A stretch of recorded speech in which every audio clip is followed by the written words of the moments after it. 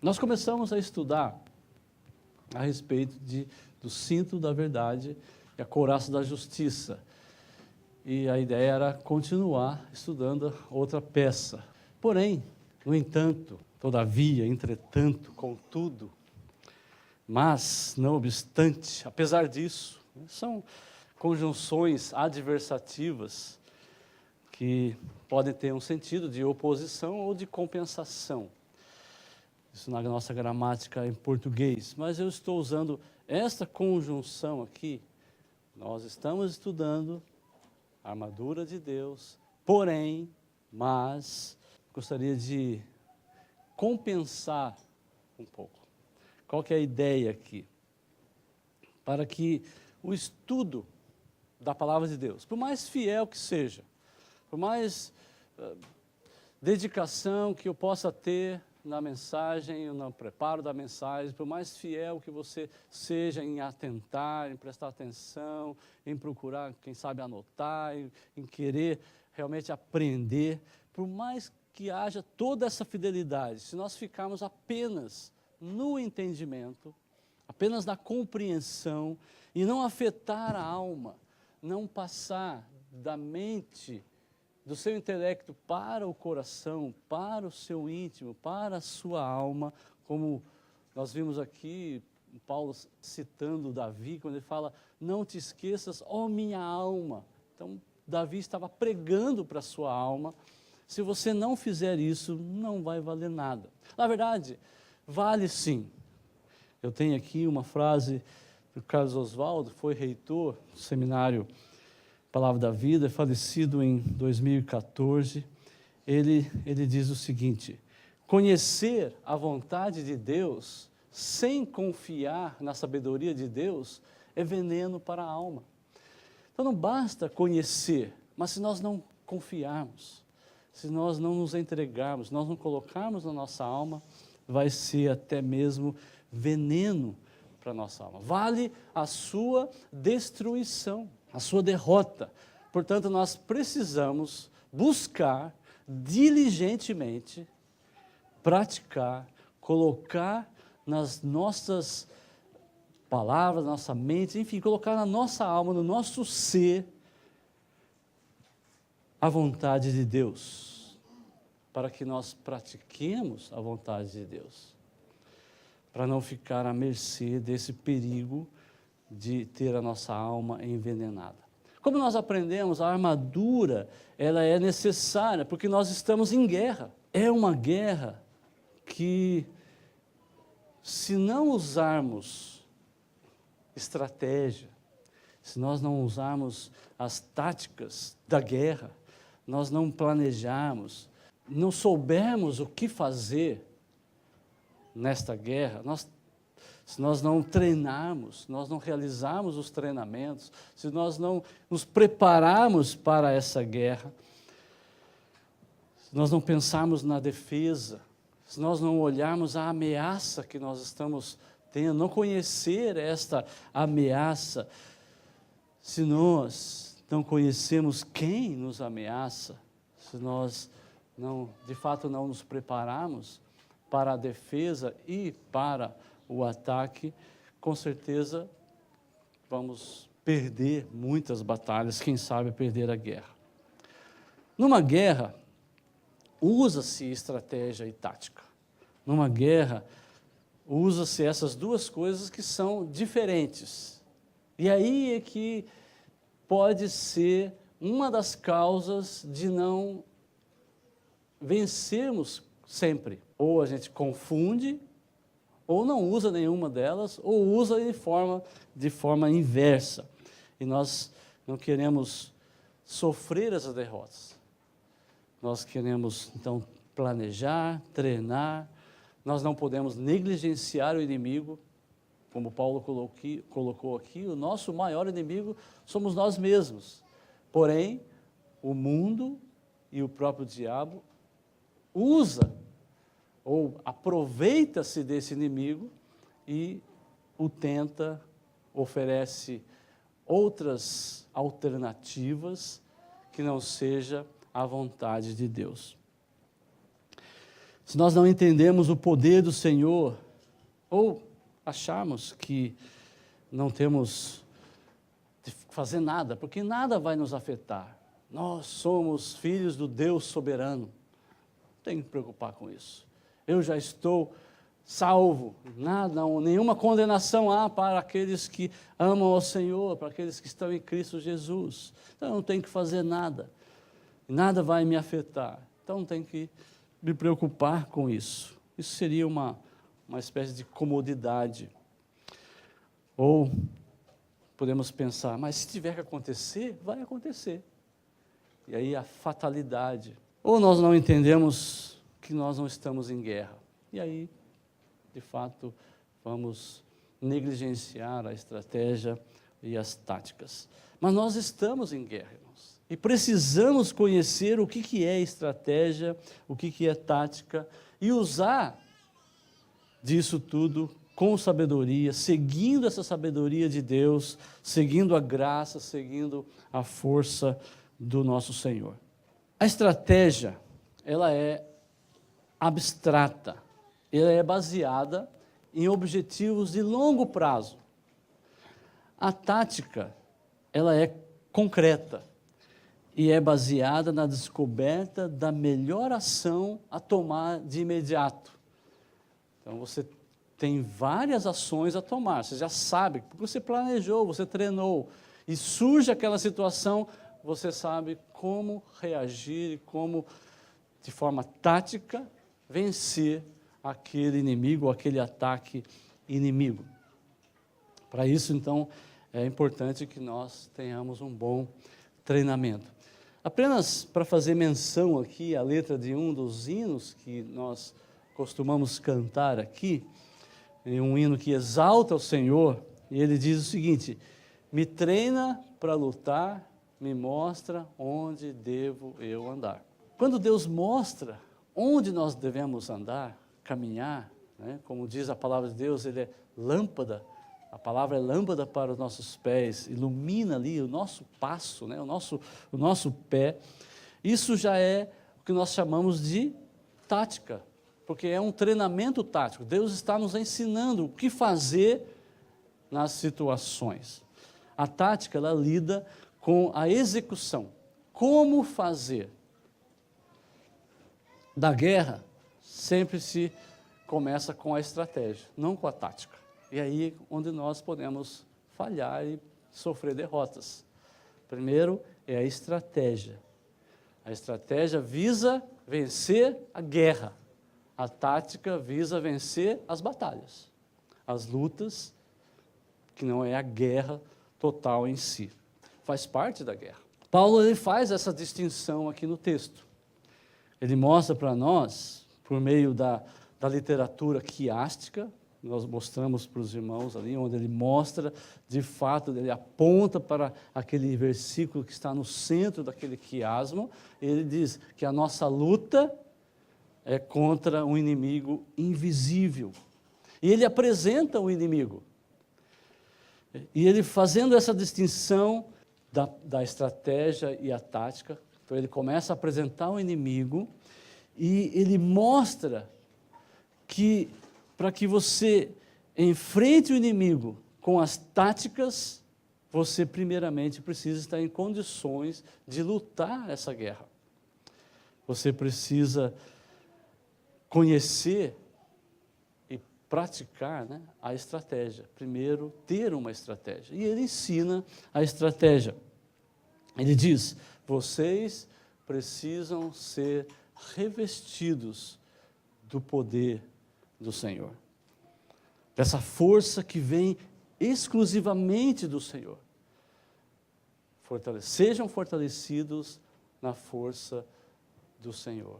A força nesse grande poder de Deus. Essa é a exigência geral. Depois ele passa para o nível das particularidades. Como estabelecer estratégia em nossa família, por exemplo. Como eu disse logo no início, a ideia era trabalharmos as próximas partes da armadura. Mas nós não queremos somente conhecer por conhecer. precisamos praticar. Eu queria praticar com vocês hoje, ajudá-los para que vocês pratiquem. Então a pergunta é, como estabelecer uma estratégia de guerra no contexto familiar? Nós estamos ameaçados de experimentar a desintegração da nossa família. O diabo, ele declarou guerra à sua família. E aqui falando a cada general da família, que é você, marido, você, pai. O diabo declarou guerra à sua família. E vocês, mães e filhos, saibam que o diabo está contra vocês. E você precisa agora olhar para o seu general particular e ver o que nós vamos fazer. E você, general, precisa saber que essa declaração de guerra não é brincadeira.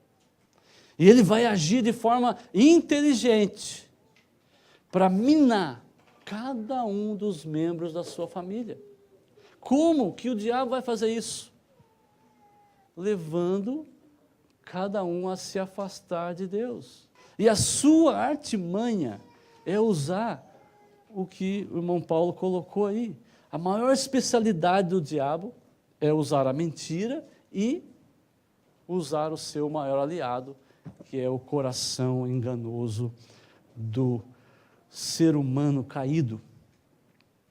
Eu volto a dizer, talvez para chocar você que esteja me ouvindo, desde o bebezinho, que parece inocente, mas é um ser humano que herdou a queda dos seus pais. Portanto, ele é um ser que carece de ser tocado pelo Espírito Santo. Aquele bebezinho, ele é um ser que carece do amor de Deus, carece da redenção de Jesus. Eu estou dizendo, mas eu não sou a fonte. A fonte dessas afirmações são as Escrituras, é a própria palavra de Deus. O diabo, ele usa a mentira e conta com o coração orgulhoso de cada um dos membros da sua família. Muito bem, nós temos uma ameaça. O diabo declarou guerra. Como estabelecer uma estratégia? Como que você, agora, falando com os generais e os demais participantes dessa tropa, que também precisa auxiliar o general, como que vocês podem estabelecer uma estratégia de guerra para que a sua família não seja desintegrada? Como realizar o planejamento? Como iniciar os treinamentos? O que treinar? Com uma expressão bem geral, Paulo responde: sejam fortalecidos no Senhor e na força do seu poder ou no seu grande poder. Somente assim vocês vão permanecer firmes. Somente assim vocês poderão experimentar a vitória nesta guerra. Pode-se perder batalhas, mas a guerra jamais, porque Jesus nos garante a vitória final. Como nós aprendemos na mensagem anterior, a última jogada será nossa. Nós que iremos pronunciar o xeque-mate. Obviamente por causa do poder de Deus. E exclusivamente para a glória de Deus. Não é para você se gabar como o grande general que defendeu a sua família, mas para a glória do nosso Deus. Nós somos participantes e vamos desfrutar dessa vitória. Desfrutar das vitórias nas batalhas e certamente desfrutaremos na vitória final. Mas vamos nos ater à parte prática. Você crê que o seu filho vai ser um profissional? Vamos imaginar aqui que você vai orientá-lo, vai fazer tudo para que ele seja um médico. Você pode até comprar brinquedos de médico para ele, para que ele possa já brincar, você possa já ir aprendendo, né, essa profissão desde a tenra idade. Mas o que você vai ensinar primeiro para ele? Certamente você vai ensinar aquilo que é fundamental. Você vai ensinar ele a falar, a entender, você vai dizer para ele que isso é água, enfim, você vai mostrar algumas coisas e vai fazer com que ele entenda algumas palavras. Você vai dar nome para as coisas, tipo cores, vai ensinar as cores, vai ensinar as peças lá da sua casa, você vai dar aquilo que é básico, você está ensinando ele a falar. Você não ensina para ele sobre as últimas pesquisas da medicina. Agora, diante da ameaça do inimigo, da sua família, o que você, o seu cônjuge, os seus filhos, eles precisam primeiramente conhecer? Então, quando nós vimos aqui, você precisa ensinar aquilo que é fundamental. Você vai precisar treinar e se preparar para essa guerra, começando pelos fundamentos. Que, na verdade, essa guerra já está acontecendo. Então, não é que você vai para a guerra já está acontecendo. Mas você precisa também treinar enquanto guerreia. Então, você e sua esposa devem conhecer muito, crescer no conhecimento de Deus. Conhecer o poder de Deus, a sua graça, o seu amor, a sua misericórdia. Enfim, quem é Deus? Como é que vocês podem se unir neste alvo, nesse propósito, nesse objetivo? Se vocês definirem alguma coisa, essa prática já vai ajudar muito no treinamento dos seus filhos. Então, você, general, e a capitã, coronel, sei lá, você e a sua esposa, se definirem como que vocês podem conhecer, crescer no conhecimento de Deus, só o fato de vocês definirem e praticarem já vai ajudar no treinamento dos filhos. Você lê a palavra com a sua esposa? Você abre a Bíblia e lê? Comece. Comece aos poucos. Comece e seja persistente. Se você faz isso, continue. Deixa eu dar aqui alguma sugestão. Primeiramente, leia. Leia. Se você não tem aquele hábito ainda de meditar ou de estudar, se aprofundar, leia a palavra. Você pode ler. Por exemplo, Provérbios são 31 capítulos. Você pode ler um capítulo por dia. E assim você vai escolhendo algum livro, escolhendo toda a Bíblia em sequência, você pode ir lendo com a sua esposa. Depois que você ganhou esse hábito de ler, você pode ler e meditar. E aí você não vai meditar um capítulo todo, de repente um versículo, 2 versículos, uma porção, um parágrafo. E aí você começa a exercitar isso, lendo e meditando, junto com a sua esposa. Aí mais um passo, você começa a ler, meditar e aplicar. E aí vocês dois começam a dizer, como que nós podemos colocar em prática o que nós estamos aprendendo aqui? Pratiquem isso. Mais um passo, vocês podem ler, meditar, aplicar e prestar contas um ao outro. Olha, nós definimos que para aplicar esse texto temos que fazer isso. E aí, você fez? Como é que foi? Compartilha comigo. E aí um compartilhando com o outro. Façam isso. E agora mais um passo. Você pode ler, meditar, aplicar, prestar contas, e agora você pode ensinar. Ensinar os seus filhos, ensinar outros membros da família, quem sabe ensinar outros irmãos, outras pessoas a respeito da palavra de Deus. Faça a mesma coisa com os seus filhos, faça com cada um deles em particular, faça com a família toda. Experimente isso, porque isso faz parte da estratégia. Nós estamos numa guerra. E a sua estratégia é ser fortalecido no Senhor. Não tem como, o Simão deixou bem claro, e não tem como você ser fortalecido sem a palavra. Você é um sábio ou é um insensato? Se você crê no Senhor Jesus, se você está convencido pelas Escrituras que há uma guerra, então você vai agir com sabedoria e vai iniciar esse treinamento. Vai começar a colocar em prática esta estratégia. Comece então com a palavra de Deus e você vai crescer. Você vai aprender sobre quem é Deus, você vai aprender quem é você. Você vai crescer no conhecimento sobre o processo que Deus está realizando para transformar você em Cristo. Eliminar você e fazê-lo parecido com o Senhor Jesus Cristo. Deus está realizando esse processo. E é somente através deste estudo da palavra, conhecer a palavra, que você vai aprendendo quem é Deus, quem é você e o que Ele está fazendo nesse processo. Estude. Depois vão surgir ideias.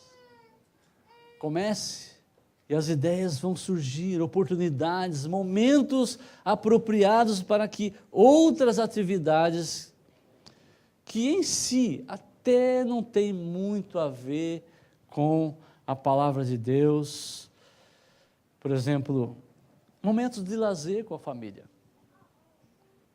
Eu não sei qual tipo de lazer que vocês possam ter, ou que vocês já tenham, ou que possam ter, mas aquele momento não tem nada a ver com estudar a Bíblia, não vai estar orando, vai ter um tempo de lazer. Porém, serão momentos, além de agradáveis, serão momentos em que vocês precisarão estar alertas. O fato de não estar diante de uma batalha não quer dizer que você não está em guerra. O inimigo está lá, procurando um jeito de invadir o seu terreno. E vocês estão lá, tendo um tempo de lazer. E aí o inimigo começa a atacar. Só que o ataque do inimigo não é jogando bombas de fora. Às vezes é usando o próprio filho, a esposa, o marido, né, o pai, a mãe, para falar alguma coisa, para agir de um jeito, e aí começa, naquele momento deveria ser agradável, vira um inferno, vira um caos, né?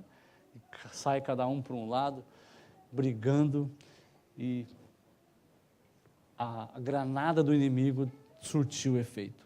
Irmãos, eu creio que Deus vai suprir cada um dos irmãos, se houver um real interesse num planejamento, num treinamento, e descobrir caminhos para que você coloque os seus pés, que você dê os seus passos. O que são essas práticas? Esses passos que Deus vai revelar a vocês. Já são as reações diante de oportunidades que vão surgir para você vencer a guerra, vencer as batalhas. São as táticas nas batalhas. Se nós queremos unir a família, comece ou continue e implemente as refeições em conjunto, cheias de ações de graças, com momentos de lazer em família, com estar juntos. Eu sei que vivemos tempos de individualização, cada um fazendo o que gosta, ou o que acha que precisa fazer. Por isso mesmo que é uma guerra. E se é uma guerra, essa individualização é uma batalha que precisa ser vencida. Se você focar na guerra individual, por exemplo, a ameaça do diabo é lhe afastar de Deus, oferecendo um mundo de satisfações no mundo. Vamos ler um artigo? Vocês receberam aí uma folha?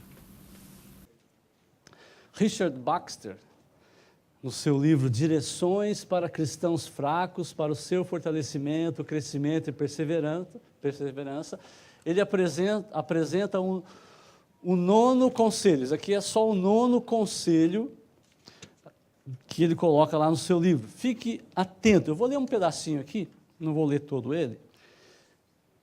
Fique atento para que você não ame o mundo ou qualquer coisa que nele há, para que seus pensamentos em relação a qualquer lugar ou condição que você possua, ou espere possuir, ou desfrutar, torne-se demasiadamente doce ou agradável a você.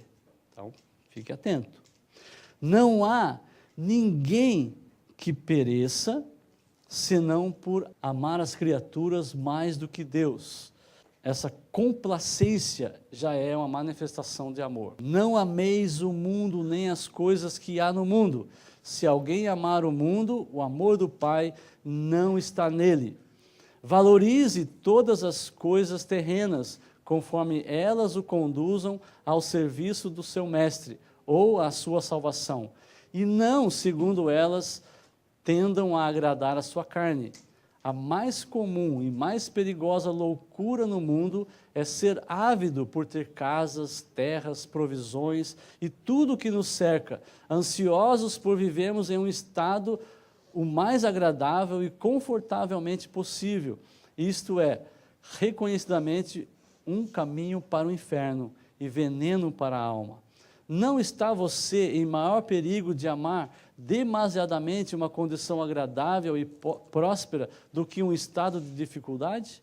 E de amar em demasia as riquezas e a honra e a abundante satisfação dos seus desejos sensuais do que a pobreza e a mortificação? Diante dessa ameaça, qual seria a sua estratégia? Porque é uma ameaça de que você seja mundano. Qual é a sua estratégia? O seu planejamento, a sua preparação, o seu treinamento? Resposta: leitura, meditação, aplicação, prestação de contas, ensino, compartilhamento das Escrituras. Esses passos práticos para isso é se voltar para a palavra de Deus. Nós podemos acrescentar um levantamento de paredes de proteção, criar paredes que possam proteger você, por exemplo, evitando observar as outras pessoas que não têm o mesmo compromisso que você tem com Deus, ou o compromisso de não se envolver com esse mundo, o entendimento de que o cristão ele é apenas um peregrino neste mundo, nós não pertencemos a esse mundo. Você pode levantar paredes protegendo contra a inveja. Uma outra ação estratégica, no planejamento, preparo e treinamento, é ler livros que tratem do caráter de Cristo. Livros, por exemplo, que falem sobre a humildade. Livros, aqui tem esse livro de Pecados Intocáveis, muito interessante. Livros de integridade cristã. Livros que vão falar sobre a firmeza espiritual, o crescimento na graça. Livros que possam dizer a você sobre buscar a aprovação dos outros. Livros que vão ensinar você a ter confiança somente em Deus. Esse aqui também. E livros que vão ensinar você a realmente a ser bondoso, servir uns aos outros, de acordo com como Cristo nos dá o exemplo. Eu trouxe aqui alguns exemplos, porque isso é parte da estratégia para lutar contra este mundo. Essa declaração de guerra que o diabo fez para que você seja mundano. Ame o mundo mais do que a Deus. Esse planejamento, essa estratégia, esse preparo, esse bom preparo, não deve parar nunca, porque vai prover a vocês destreza, vai prover a vocês uma habilidade, saber usar as ferramentas que você vai alcançar, quando usá-las, alcançar sucesso, e aqueles que negligenciam isso enfrentam as derrotas. Por exemplo, na busca por capturar macaco, lá na África, algumas tribos africanas, elas utilizavam, ou ainda utilizam, não sei, uma técnica, um método engenhoso. Como os macacos são muito espertos, eles né? Fica saltando de galho em galho, ficam bem no alto, é difícil você conseguir acertar lá com a flecha ou até com o tiro, eles são muito rápidos e bem alto também. Então eles desenvolveram um sistema, eles pegaram uma cumbuca, né, uma boca estreita, e colocaram uma banana lá dentro. Pegou essa cumbuca, amarraram lá no tronco, umas árvores que os macacos acostumam chegar, amarraram essa cumbuca lá com a banana dentro dessa cumbuca ali. E ficaram lá observando. Aí o macaco chega, dá uma olhada, olha lá dentro, vê a banana e enfia a mão lá dentro. Segura a banana. Quando ele vai tirar, não passa. E aí não consegue tirar a mão. Para ele ficar livre, o que ele tem que fazer? Soltar a banana. Mas a banana já está ali, por que eu vou soltar? Né? E ele fica preso ali. É muito fácil escapar, mas ele fica à mercê de ser capturado, e é capturado, e as tribos conseguem ter uma boa refeição ali naquele dia. É só largar a banana. Mas o problema é que o macaco ele valoriza demais a banana. Ele acha loucura largar aquela banana, né? Mas amou demais a banana, mais do que a sua liberdade. A guerra espiritual, ela poderia ser comparada a essa história. É uma guerra em manter a satisfação em Deus contra todas as atrações do mundo e as seduções do diabo. Nós estudamos o cinto da verdade, couraça da justiça. Como que o cinto da verdade participa no privilégio de ficar firme contra as astutas ciladas do diabo e resistir no dia a dia de luta? Resposta: nos dando prontidão em se apegar à verdade, toda a Escritura, diante das mentiras do diabo e representando-o em todo lugar, pela graça, perseverando fielmente nessa missão. Isso que nós aprendemos na mensagem anterior. Uma vez que a verdade é a verdade das Escrituras, personificada em Cristo, e que revela quem nós somos, o cinto da verdade nos coloca em prontidão para se apegar à verdade diante da mentira do diabo. A verdade também nos revelou quem nós somos, não revela apenas aquilo que Deus quer nos revelar, mas revela quem nós somos, ou seja, somos embaixadores de Cristo, representantes da verdade, do Evangelho, mesmo em locais indesejados. Paulo estava na prisão, por exemplo. Locais onde nós, por conta de sair da zona de conforto, nós não queremos estar. Então, não é só prisão.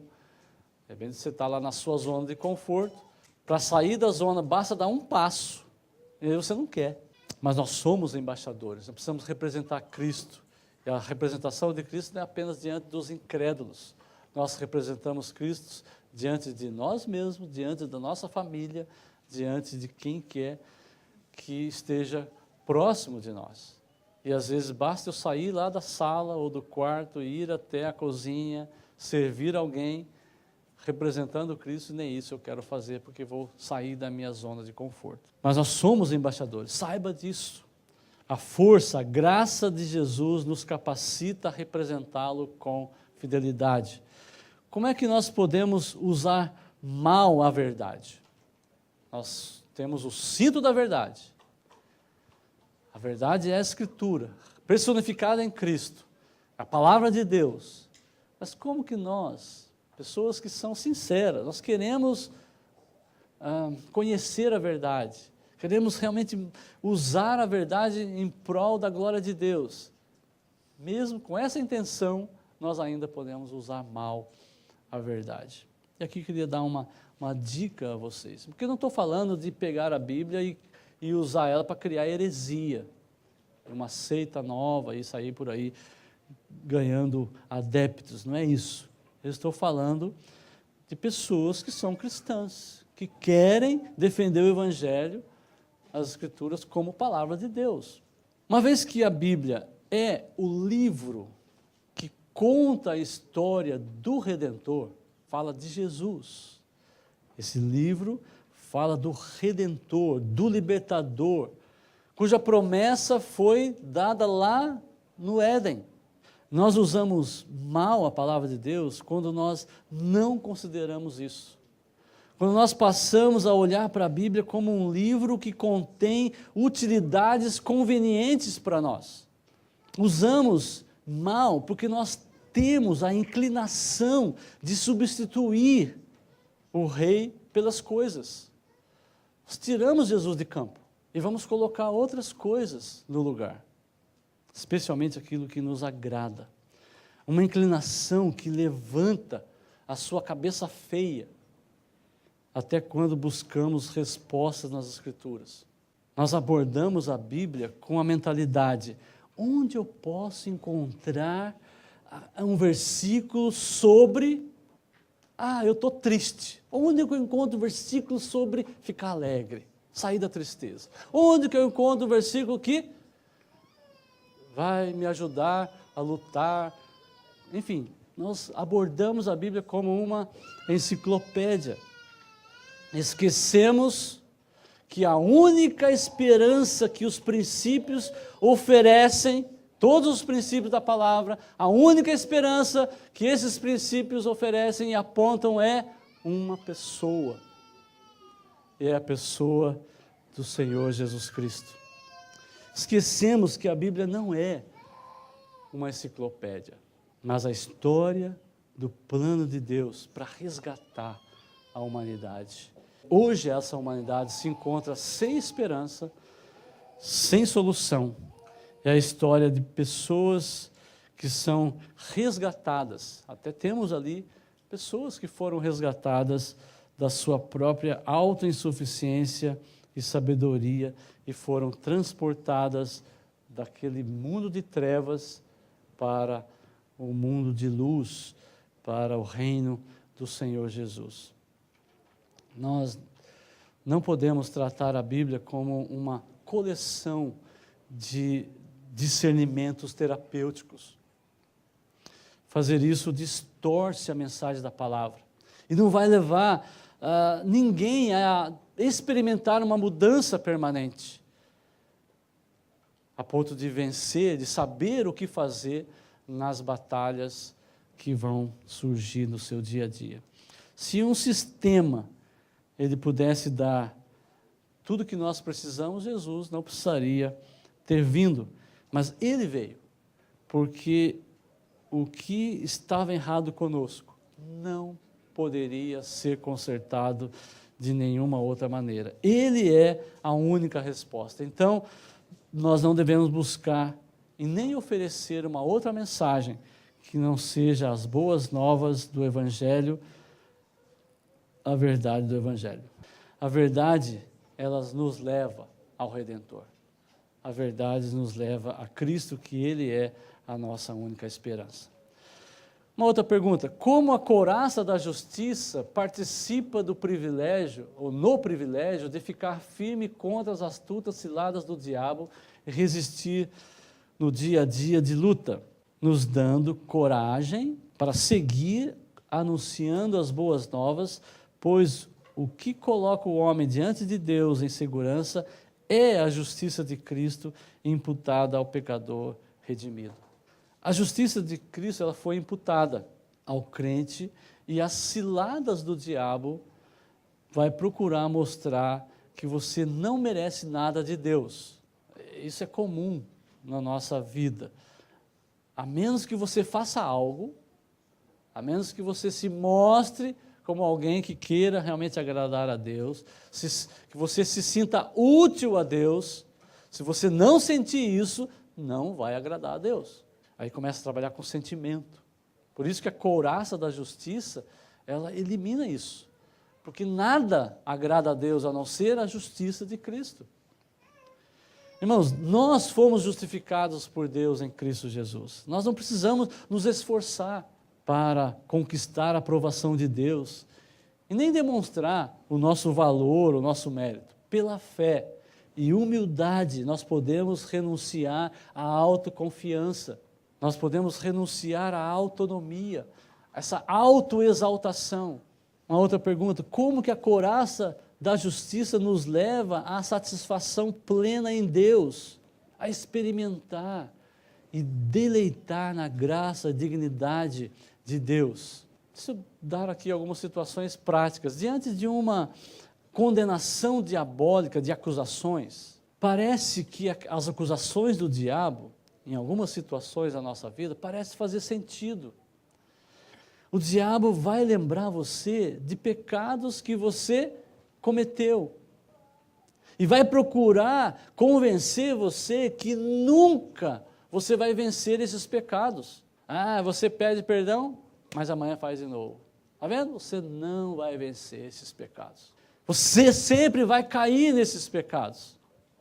Aí você fala: acho que é verdade, eu estou condenado. Jesus, Ele é a nossa justiça, Ele é a nossa couraça, portanto, corra para Ele, revista-se de Jesus e seja encorajado pela palavra a demonstrar na sua vida, na sua vivência cristã, essa justiça de Cristo. Nós não somos impecáveis.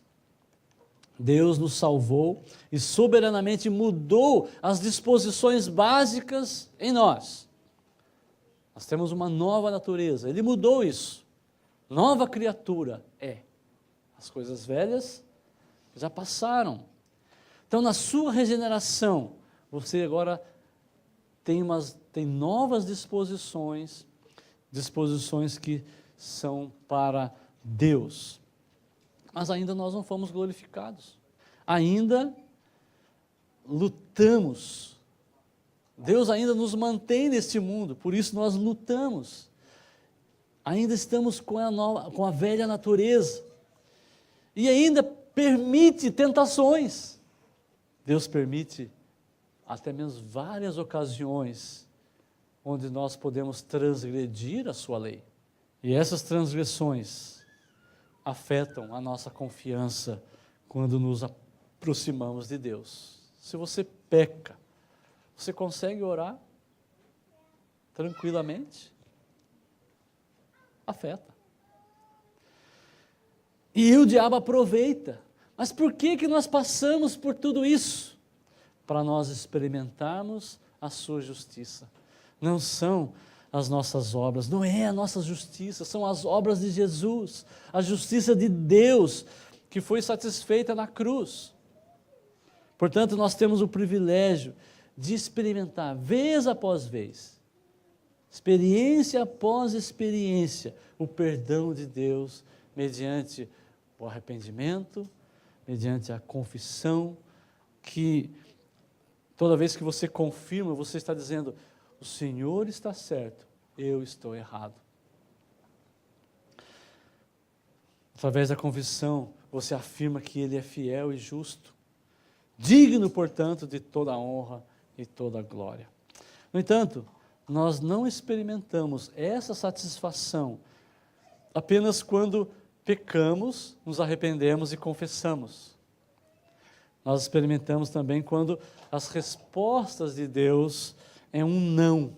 Por exemplo, você se vê numa situação financeira difícil, ou o seu filho ou sua filha não obedece você, não lhe respeita muito, ou o seu trabalho não é aquilo que você imaginava, os seus negócios não estão tão grandes assim, os seus negócios não estão girando bem, ou seus amigos estão deixando de ser seus amigos. Em uma dessas situações, ou dessas situações, não é verdade que vem o pensamento que você fez alguma coisa errada e Deus está pesando a mão, punindo você? Eu creio que existem consequências de escolhas erradas. Lógico. Você também. Você escolheu errado, vai ter consequências desastrosas. Mas a graça de Deus sempre vai ser maior do que o nosso pecado. Ou seja, sempre poderemos contar com a sua boa mão para nos restaurar. Mas, e se não for nenhuma consequência direta de um pecado seu? Você está passando uma situação que não é você que pecou, não é consequência de uma escolha errada. A couraça da justiça protege os seus pensamentos, os seus sentimentos diante de consequências de erros pessoais e também diante de situações ruins que não sejam consequências dos seus erros pessoais. Porque a couraça da justiça me mostra que tudo o que Deus faz é bom. Nós cantamos, nosso Deus, Ele é soberano. Nós falamos assim, quando acontece uma coisa ruim, Deus é soberano. Esse é um jargão reformado. Espero que não seja um jargão, e sim uma verdade vivida. Nós podemos e devemos nos satisfazer em tudo que Deus é para nós em Cristo Jesus. O que você precisa fazer? Quando você entende que nada vai separar você do amor de Deus, espero que você esteja disposto, então, a dispensar qualquer esforço que você venha a fazer para agradar a Deus, que nada vai separar. Simplesmente você precisa fazer, soltar a banana. Solte qualquer coisa que realmente você queira e descanse em Deus, que vai prover a você tudo o que você realmente necessita.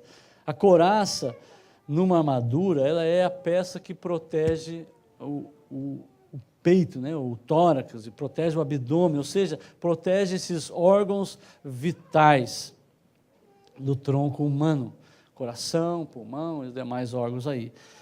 Mas o soldado romano, ele, numa guerra, sem essa couraça, seria imaturidade, seria negligência, seria inconcebível. Da mesma forma, é imprudente lutar a nossa guerra no dia a dia sem a couraça da justiça. Então a pergunta novamente aqui, como a couraça da justiça nos leva à satisfação plena em Deus, a experimentar e deleitar na graça e dignidade de Deus? Resposta, nos fazendo experimentar o perdão de Deus e em mostrar que tudo o que Deus faz é justo e bom, mesmo que você ainda não entenda plenamente como é bom e como é realmente justo. Como vestir essa couraça? No final da mensagem anterior, eu orientei com base no texto que nós estamos estudando. Eu disse, orando com a força e poder do Espírito, suplicando por coragem e fidelidade na proclamação da justiça, do amor e da graça de Deus. Como essa oração pode lhe fazer vestir a couraça da justiça? Ao suplicar por coragem, fidelidade na proclamação da justiça, do amor e da graça de Deus, o que isso implica a você que está pedindo isso a Deus? Implica em você ser um porta-voz fiel. Um porta-voz cuja vida seja coerente com a justiça, o amor e a graça de Deus. Como nós já temos afirmado, nós já temos a justiça de Deus. Recebemos quando nós fomos regenerados. Portanto, a justiça de Cristo ela foi imputada a nós. Nós somos santos, chamados para serem santos. Paulo escreve aos Coríntios, aos santificados em Cristo, chamados para ser santo. A couraça da justiça tem como função levar a você, quando vestir ela, essa justiça que foi imputada, precisa ser demonstrada na sua vida.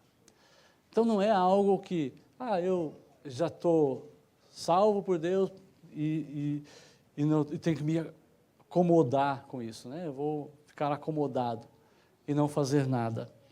A ideia é que você perceba e entenda que você precisa demonstrar na sua vivência essa justiça. Então, ore por coragem e fidelidade. Peça a oração por você, para que você tenha coragem e fidelidade em proclamar essa justiça de Deus aos outros. Mas lembre-se desse pedido, todos os dias. Saiba que vão surgir oportunidades para que você reaja com integridade e você vai ser tentado a não reagir dessa forma. O seu coração tem essa disposição de não reagir assim, mas essa justiça santa de Jesus em você já lhe capacitou a reagir para a glória de Deus. A nossa justiça posicional em Cristo, sem uma justiça prática na nossa vida diária, apenas dá a Satanás oportunidade para nos atacar. Para terminar, queria dar um exemplo na vida de Paulo. Não dá para colocar todo o texto aqui, mas vou ler para vocês o texto. Não queremos que ninguém pense mal do nosso trabalho. Paulo falando aos coríntios, né? Por isso não fazemos nada que possa ofender alguém. Pelo contrário, fazemos tudo para mostrar que somos servos de Deus. Assim toleramos muitas coisas e sofremos aflições, dificuldades, problemas, somos surrados e atirados na prisão, somos acusados de desordens, trabalhamos duramente, atravessamos noites sem dormir e passamos fome. Mostramos ser servos de Deus pela nossa pureza de vida, pelo nosso conhecimento, pela nossa paciência, pela nossa bondade. Mostramos isso pelo Espírito Santo, por termos um amor sincero, por declararmos a verdade e pelo poder de Deus. Usamos a justiça como arma, tanto para ataque como para defesa. Algumas pessoas nos dão honra, outras nos desprezam. Algumas pessoas dizem bem de nós, outras dizem mal. Somos sinceros, mas algumas pessoas nos chamam de mentirosos. Algumas pessoas nos tratam como desconhecidos, mas somos bem conhecidos. É como se estivéssemos morrendo, contudo estamos cheios de vida. Somos castigados, porém não mortos. Temos muitas tristezas, mas estamos sempre alegres. Somos pobres, mas enriquecemos a muitos. Não temos nada, mas possuímos tudo. Se o crente ele está sendo conformado à imagem de Cristo Jesus, e ele assim o deseja, ele deseja isso, as disciplinas espirituais vão caracterizar o seu viver diário. Não importa se você é bem ou mal julgado, se as pessoas falam bem ou mal de você. Perceba aqui, nessa leitura, que Paulo, ele se entregou a uma vida servil. No entanto, ele foi atacado, duramente atacado, falsamente acusado. Ele foi espancado, preso diversas vezes, por causa da justiça de Cristo, por causa da graça e do poder de Deus. Ele cita aqui, ele perseverou fiel ao Senhor. Não é ele, é a força de Cristo. Foram ataques de fora, que estão nas trevas. Ele recebeu muitos ataques assim. Mas ele diz, a justiça minha é a arma de defesa, de ataque e de defesa. Porque ele recebeu também ataque dos de dentro, não foi só de fora. Paulo afirma que a justiça, por ser ataque e defesa, a justiça de Jesus e não a nossa, jamais deve ser, a justiça de Jesus infundida, transferida a ele, no seu nascimento, seu novo nascimento, concede a ele um sentimento de confiança. E essa confiança se fortalece na medida que o crente ele vai crescendo e conhecendo que é filho de Deus por causa de Jesus. Não há salvação em nenhum outro, diz o texto de Atos. Pois debaixo do céu não há nenhum outro nome dado aos homens pelo qual devamos ser salvos. A justiça de Deus que está em Jesus, em mim. Todo o relacionamento com Ele, a partir disso, é que me protege. E Ele me arma para o ataque. O ataque sempre será uma vida reta. Não é atacar de volta aquelas pessoas que estão lhe fazendo críticas, mas é viver uma vida justa, uma vivência santa, uma vivência piedosa. É como no futebol, o ataque é a melhor defesa. A justiça é de Deus, pois essa é a verdadeira justiça. Você quer vencer o diabo, que ataca você para que você se afaste de Deus? Viva a vida de Jesus. Que os seus sentimentos, os seus afetos, a sua consciência, o seu desejo, a sua vontade sejam sentimentos, afetos, seja a mente, seja os desejos, seja a vontade de Jesus. Como é que você faz isso? Quando você veste a couraça da justiça, que não significa que você crê que já está salvo e tem a justiça de Jesus imputada, torna justificado mediante a fé, pronto, não precisa fazer mais nada. Não é assim.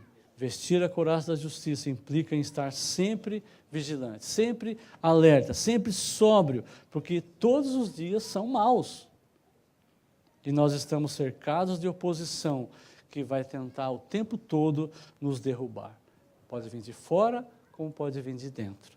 Paulo respondeu, sendo fiel ao Senhor. Essa é a forma. Porque ser mundano, irmãos, não se limita àquele pecado flagrante. De você pecar como o mundo faz, fazer aquilo que você fazia antes. Não é isso. Ser mundano também é isso, mas também é fechar-se para Deus, fechar-se para Jesus, fechar-se para uma vida santa. Esse mundo não é nosso. Nós somos forasteiros e o nosso dever é nos preparar para o outro mundo, que uma vez que esse mundo já está condenado. Volto a dizer, não é a sua integridade, a sua fidelidade em si, mas a justiça de Jesus transferida por Deus a você. Lembra lá do macaco preso? Solte a banana. Né? A nossa vitória nessa guerra está em manter a satisfação em Deus contra todas as atrações do mundo, as seduções do diabo. Por isso, a couraça da justiça nos capacita a viver corajosamente, confiando apenas na justiça de Deus em Cristo Jesus. Vamos ficar em pé e vamos orar.